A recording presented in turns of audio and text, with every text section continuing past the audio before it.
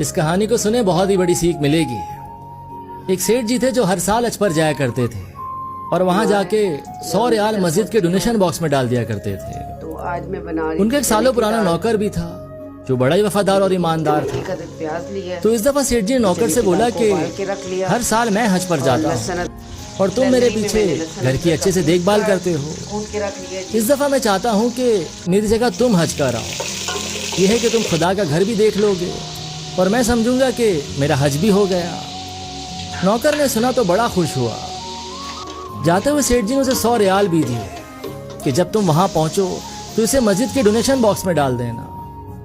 उसके जाने के चंद रोज बाद सेठ जी को एक ख्वाब आया। देखते हैं कि जैसे उनसे कोई कह रहा हो कि तुम्हारे 98 रियाल पूरी हिफाजत के साथ मुझ तक पहुंच गए हैं। अब सेठ जी बड़े हैरान परेशान कि उनके वफादार नौकर को क्या जरूरत पड़ गई थी।